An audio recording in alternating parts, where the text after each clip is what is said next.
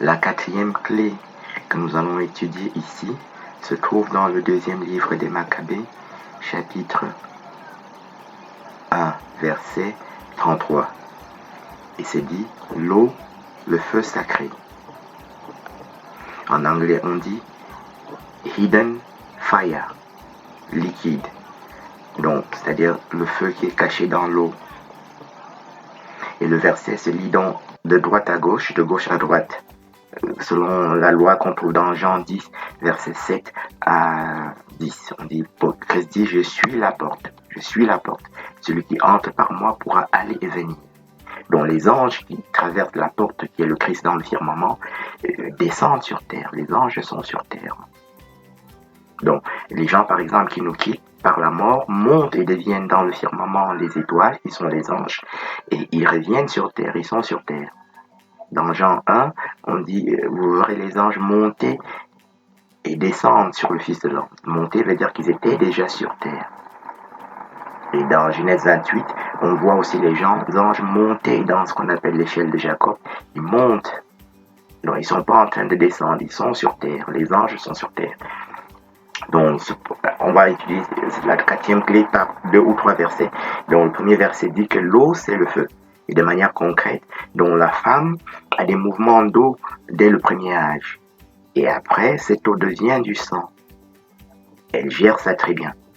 Mais après, il y a des problèmes pendant ce qu'on appelle la ménopause parce que ça devient du feu.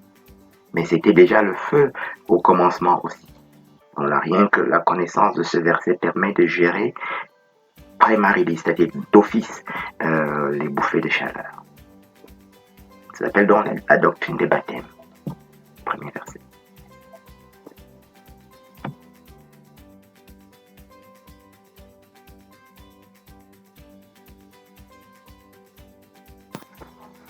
Le feu de l'eau. Le livre de la sagesse, chapitre 16, verset 17. Donc nous progressons ici dans la doctrine des baptêmes. Donc nous voyons ici ce que nous avons déjà vu dans le deuxième livre de Maccabée. Donc l'eau c'est le feu. Dans le livre de la sagesse aussi. Parce que la doctrine des baptêmes, Christ dit dans l'évangile et dans Actes des apôtres, il dit Jean a baptisé de l'eau, mais vous serez baptisés du Saint-Esprit et du feu.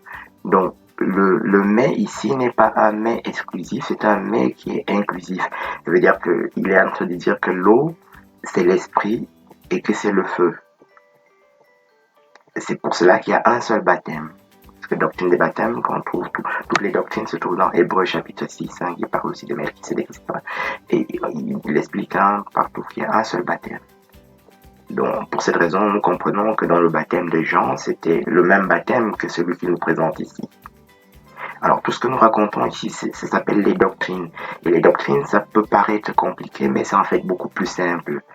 Parce que pour comprendre les doctrines, il faut comprendre premièrement les 33 mystères que nous avons étudiés dans des vidéos précédentes, et notamment le mois dernier quand on parlait du suicide policier, on a dû faire tout, on a dû faire comme une mise à plat pour cela. J'ai dû donc présenter les 33 mystères, ça n'avait jamais été fait.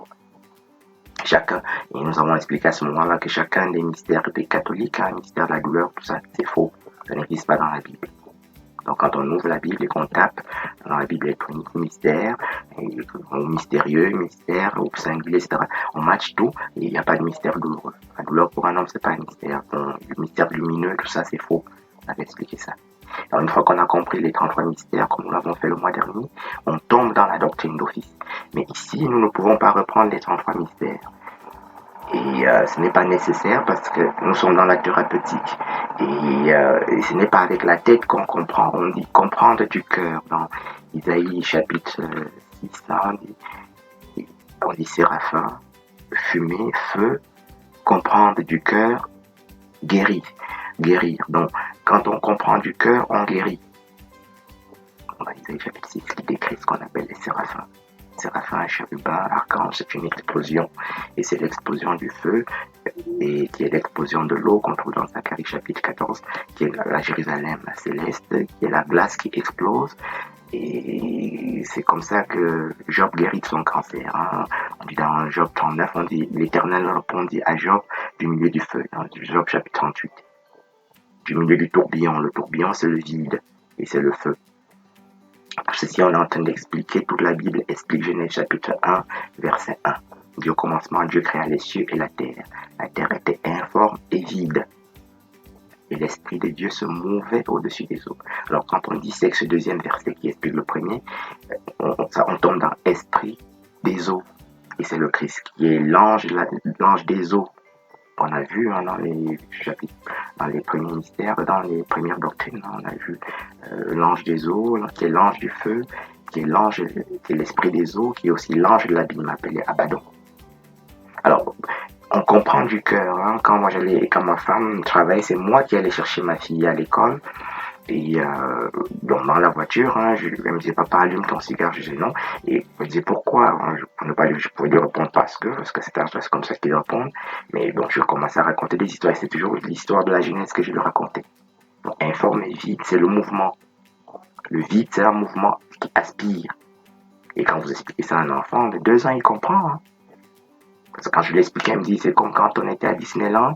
Et lui, je dis oui, c'est parce que j'explique alors que oui, les moteurs de l'avion, hein, le moteur réacteur aspirent de l'air et le rejettent sous forme de feu. Et ils comprennent.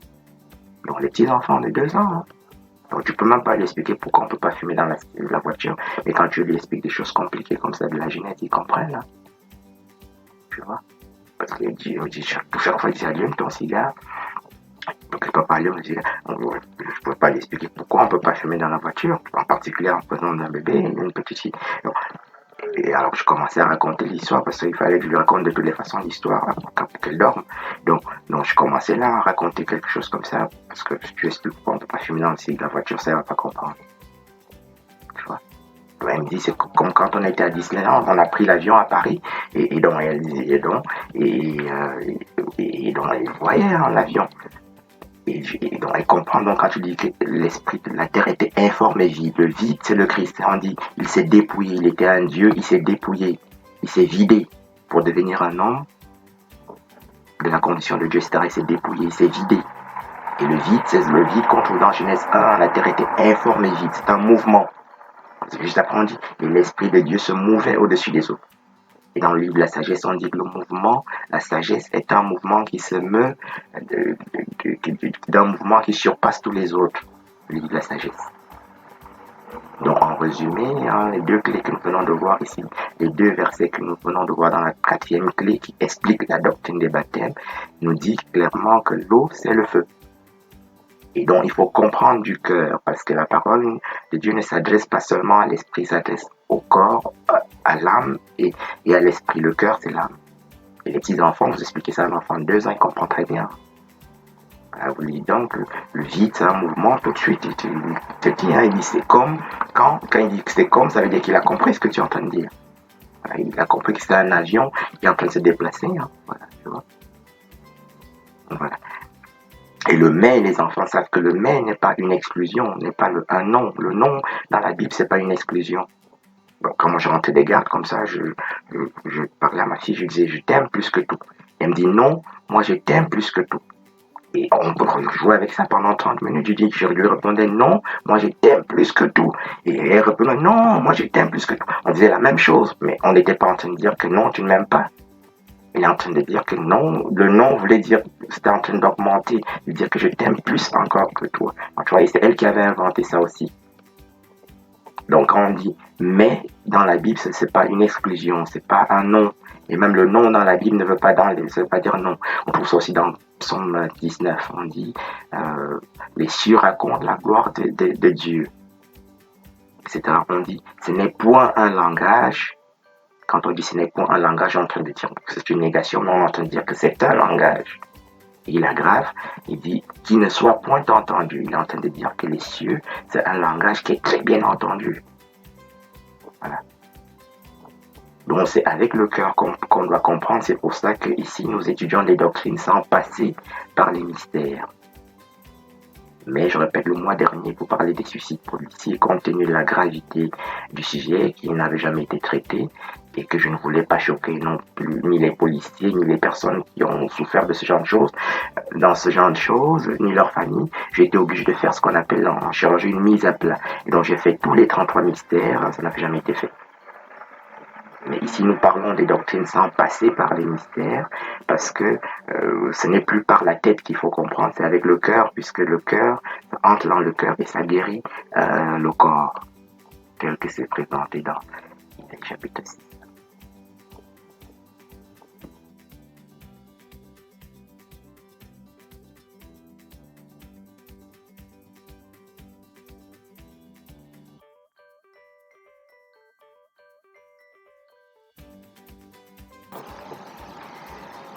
L'eau du feu.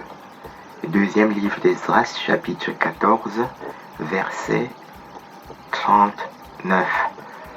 Esdras est un prophète de la captivité et plusieurs livres que nous étudions ici se trouvent pas dans la Bible ordinaire, comme ça se trouve dans King James Version et c'est en anglais. Et en anglais, ici, on dit, ils appellent ça Tigwata, Fire. Donc, Esdras est un prophète de la captivité et quand tu es en captivité, tu cries à Dieu et Dieu vient à toi. Et alors il te fait boire de l'eau qu'on appelle ici Tigwata. Tigwata c'est de l'eau lourde. On appelle ça en physique comme ça quantique de l'eau lourde, c'est-à-dire qui est le tritium littéralement, l'eau radioactive. Donc ce qu'on appelle l'eau épaisse ici doit être compris comme c'est un chérubin d'ailleurs, et qu'on trouve aussi dans Psaume 18. On dit de sombres nuages, des eaux obscures. Et c'est traduit en anglais par Tigwata aussi, qui veut dire eau épaisse, et qui est un chérubin, qui est du charbon de feu, charbon-feu, fumé. Alors, explosion, verset 15, 78. Blast, qui est dit en anglais. Explosion. Blast veut dire explosion. Le chérubin, c'est toujours une explosion. Et ça se comprend mieux dans Psaume 18. Dans verset 15, on dit explosion, éclair. Blast en anglais. Voilà. Les Bibles en français sont très modernes, hein? Louis II, etc. Ça date même pas d'il y a un siècle, alors que King James Version, dont nous nous sommes appuyés, a déjà plus presque 400 ans et même un peu plus. Et avec le temps, l'entropie s'installe. Et les faussetés, les mensonges et le désordre entrent, y compris dans la Bible aussi. Donc, Esdras appelle Dieu parce qu'il est en captivité et Dieu vient à lui sous forme de Christ qui est l'archange Uriel qu'on trouve dans le deuxième livre d'Esdras, qui est donc le Christ présenté dans le deuxième livre d'Esdras chapitre 2 comme fils de Dieu, the son of the most high, the son of God, au verset 47 je crois. Voilà, le deuxième livre d'Esdras chapitre 2. Et c'est donc le Christ qui est présenté comme un géant, on ne peut pas dire ça, mais il est présenté comme ça. Voilà. On dit, il était plus haut, plus grand, une taille plus élevée que tous les autres. Il remet des palmes. Les palmes aussi, on trouve aussi on appelle ça guirlande, des palmes dans le livre de Judith que nous avons étudié hier au chapitre 15 et 16. Donc voilà, on dit qu'on enlève les vêtements de la mortalité pour mettre les vêtements de l'immortalité. Deuxième livre, chapitre 2. Et donc, Fils de l'homme se trouve dans ce chapitre 2, et on sait donc que l'ange qui se trouve dans ce chapitre 2 et dans tout le livre des Actes qui est appelé Archange Uriel, Ange Uriel, c'est donc le Christ, puisque Fils de l'homme, Fils de Dieu, c'est le nom de Christ, hein, qui nous donne un peu partout, dans le livre de Daniel aussi. Hein. Donc, la personne que l'archange Michel, l'archange Gabriel, dans le livre de Daniel, c'est le Christ aussi. Appelé Fils de Dieu, Fils de l'homme, dans Daniel 7, Daniel 9. Hein. Daniel 9, on dit l'homme Gabriel. Donc Gabriel, c'est un ange qui est un homme. Et on dit vol. Il est en train de voler et c'est un homme qui vole. Gabriel chapitre 9. Daniel chapitre 9, verset 21. On dit homme Gabriel, vol rapide. Donc l'ange Gabriel, que les trois fausses religions présentent, ils ne connaissent pas ce verset ici, qui présente Gabriel comme un homme, qui est dans le Christ. Voilà. Et qui est le même archange Michael qu'on trouve un peu plus loin dans le même livre de Daniel, chapitre 12 par exemple.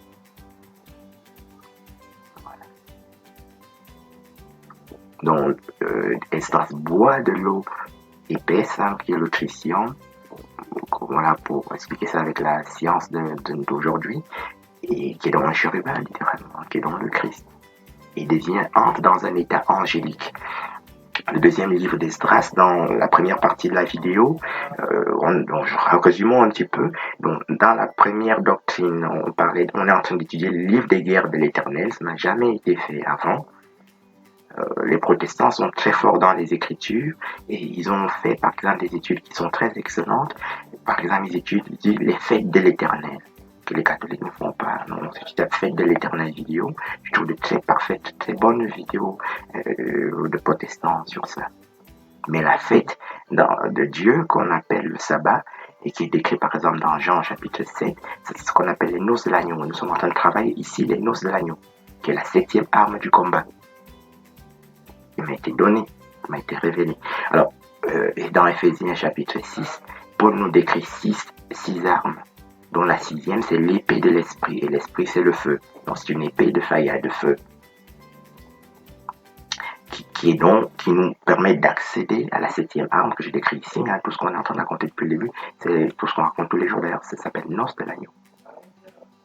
Donc, tu trouves le chrétien habité en toi, et il devient à la fois ton bouclier, de devant, derrière, etc. Et il devient aussi la sagesse en toi. Il t'enseigne toutes choses, absolument toutes choses. C'est ce qu'il fait avec Daniel, c'est ce qu'il fait avec Esdras, et c'est ce qu'il a fait avec moi, et c'est ce qu'il est prêt à faire avec chacun d'entre nous. Et les noces de l'agneau, c'est dans la 7e arme, que Paul n'a pas décrite. Hein. Il dit dans Hébreux chapitre 6 et Hébreux chapitre 7, il dit que ce n'est pas encore le moment de parler en détail sur cela. Hébreux chapitre 5, 6 et 7. Et maintenant, nous pouvons en parler en détail. Comme faisons. Un chérubin, c'est de l'eau. Christ est présent dans Psaume 22, verset 14, dit « Je suis l'eau qui s'écoule ». Donc, l'eau, c'est un mouvement. Verset 14 de Psaume 22, je suis l'eau qui s'écoule. Donc, la femme, c'est la sagesse, décrit comme la force de l'âme. Donc, le sang, c'est le feu, hein, qu'on trouve dans Joël 2, et c'est l'esprit aussi, toujours dans Joël chapitre 2, verset 27 jusqu'au verset 31, comme nous un peu plus loin. Et la femme dans le livre de la sagesse est décrite comme la force de l'âme. On dit épouse, force de l'âme. On dit un peu plus loin, impulsion de l'esprit. Donc la femme, c'est l'âme et l'esprit de l'homme qu'on trouve dans Genèse chapitre 2. Donc Genèse chapitre 1, Dieu crée Adam, et puis il donne la première loi de la biothermodynamique, qui est donc la première loi de la thermodynamique, hein, qui est biothermodynamique. Il dit, il n'est pas bon que l'homme soit seul. C'est la première loi de la Bible. Et il dit donc, faisons-lui une compagne. Donc l'homme n'est jamais seul parce que c'est une loi de Dieu, c'est la toute première loi de la Bible. Et il crée donc Adam, il crée donc Ève pour Adam. Et dans Genèse chapitre 2, Adam dit tout seul que voici la chair de ma chair. Donc ça se lit verticalement. Donc l'homme est la chair, c'est-à-dire la terre, et la femme est la chair de la chair, c'est-à-dire la chair qui est au-dessus. Et au-dessus de la terre, il y a l'âme, au-dessus du corps, il y a l'âme. Il est précisé dans le même verset, l'os de mes os, l'os c'est l'âme. Et donc, il est en train de dire que la femme est l'esprit de notre âme, qu'elle est notre âme et qu'elle est aussi l'esprit. L'os de mes os, ça veut dire qu'elle est l'âme et qu'elle est l'âme de l'âme, qui est l'esprit. C'est un petit peu ce que nous avons essayé d'expliquer jusqu'à présent. Ça s'appelle la doctrine des baptêmes. Donc ça, c'est les 3 premiers versets. Toute la Bible explique que l'eau, c'est le feu, etc. Et ici, donc, nous avons pris 3 versets, on aurait pu en prendre plus. Mais chaque fois qu'on voit un chérubin, on parle de l'eau, on parle de la nuée. Le chérubin, c'est du feu. Même plus que le feu, c'est une explosion. Et donc, il y a tout, partout, c'est ça. En Psaume 104, il explique que l'eau, la nuée, c'est le feu. Nous avons pris dans 3 ici, pour faire simple. Et le mouvement de l'eau, l'homme n'a pas d'eau, ou à tout le moins les eaux qu'il y a chez l'homme ne bougent pas, il n'y a pas un mouvement d'eau. Alors que Christ dit, je suis l'eau qui s'écoule, mais il faut qu'il y ait un mouvement. Et c'est dans le mouvement qu'il y a le feu. Et l'homme n'a pas de sang non plus, puisque quand il en aurait, il n'y a pas de mouvement de sang. Or c'est à nouveau dans le mouvement qu'il y a le feu. Il y avait un chorégraphe belge, hein, belgo-suisse, comme ça. Moi, je m'ennuyais devant la télé, hein, je restais à la télé du matin jusqu'au soir. Et il a dit un jour, la vie, c'est le mouvement. Voilà. Il y a 30 ans de ça, hein, je crois qu'il est belgo-suisse. Hein, voilà. Je voulais vérifier, mais je n'ai plus le temps.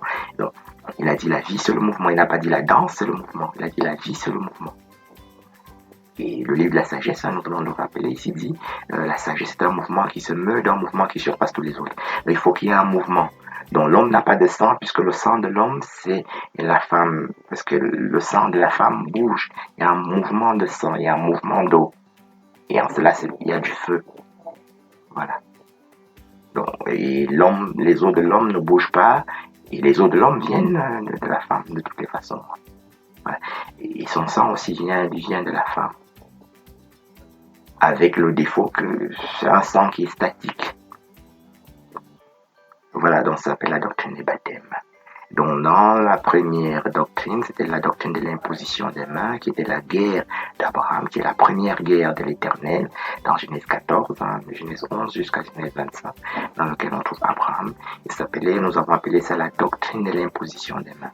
Imposition des mains, c'est le feu, parce que c'est le baptême. Dans Actes des apôtres, on baptise les gens en leur imposant les mains aussi. Chez les musulmans aussi, hein. Quand j'étais musulman, mon meilleur ami à Bordeaux est un taximan musulman qui s'appelle Mohamed. En 2010, on faisait le ramadan. Il venait me chercher, je l'accompagnais dans ses courses, hein, jusqu'à présent Colmar. Hein.